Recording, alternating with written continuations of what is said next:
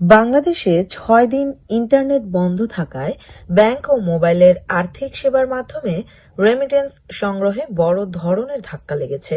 রেমিটেন্সের এ নেতিবাচক প্রবাহ দেশের বৈদেশিক মুদ্রার সঞ্চয় বা রিজার্ভের উপরও চাপ সৃষ্টি করেছে।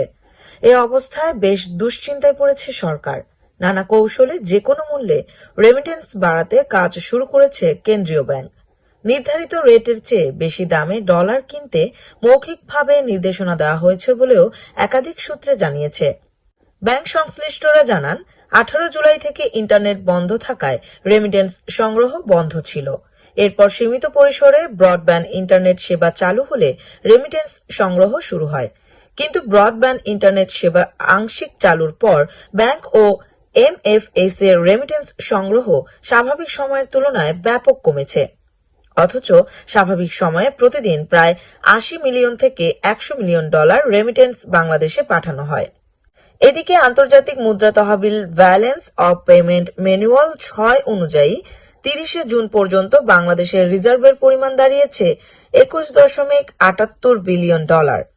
এমএফএস সেবাদাতা প্রতিষ্ঠানের একজন কর্মকর্তা জানান, তারা স্বাভাবিক দিনে 5 থেকে 6 কোটি টাকা রেমিটেন্স পেলেও ইন্টারনেট সংযোগের ধীরগতির কারণে তা 80 লাখ টাকায় নেমে এসেছে।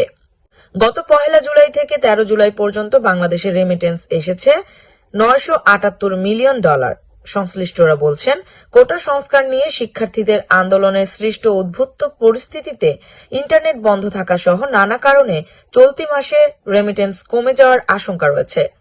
আন্দোলনের সহিংসতায় বহু হতাহতের প্রতিবাদে দেশে ব্যাংকিং চ্যানেলে রেমিটেন্স না পাঠানোর বিষয়ে ক্যাম্পেইন করেছেন অনেক প্রবাসী।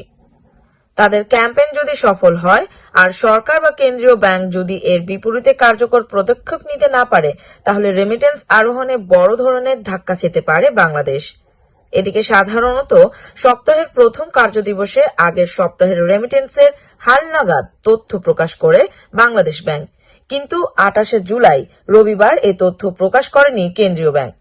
তবে বাংলাদেশ ব্যাংকের নির্ভরযোগ্য সূত্র অনুযায়ী গত সপ্তাহে 19 থেকে 24 জুলাই দেশের রেমিটেন্স এসেছে মাত্র 7 কোটি 80 লাখ ডলার।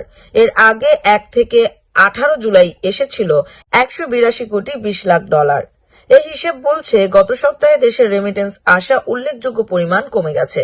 এ বিষয়ে পলিসি রিসার্চ ইনস্টিটিউটের নির্বাহী পরিচালক ডক্টর আহসান এইচ মনসুর বলেন, রাজনৈতিক পরিস্থিতির কারণে রেমিটেন্স কমে গেছে। তবে এটা যদি দীর্ঘমেয়াদী কমতে থাকে তাহলে ভয়াবহ বিষয় হবে, কারণ রাজনৈতিক পরিস্থিতি খারাপ হলে অর্থ পাচারকারীরা সক্রিয় হয়ে ওঠে।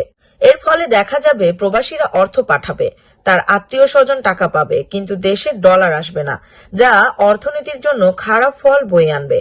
রেমিটেন্স না পাঠাতে নেতিবাচক প্রচার হচ্ছে, এতে কোনো প্রভাব পড়বে কিনা জানতে চাইলে এই অর্থনীতিবিদ বলে, তারা ক্ষোভের কারণে এই প্রচার করছে, ক্ষোভ কমে গেলে ঠিক হয়ে যাবে।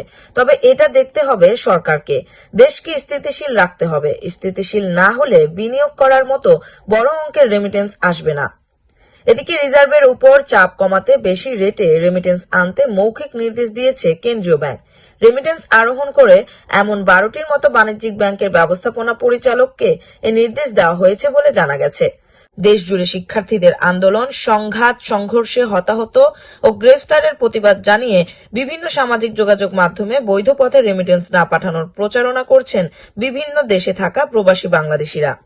তবে সোশ্যাল মিডিয়ায় চলমান গুজব ও অপপ্রচার বিশ্বাস না করে বৈধ পথে রেমিটেন্স পাঠাতে প্রবাসীদের প্রতি অনুরোধ জানিয়েছে ডাক, টেলিযোগাযোগ ও তথ্য প্রযুক্তি প্রতিমন্ত্রী জুনায়েদ আহমেদ পলক।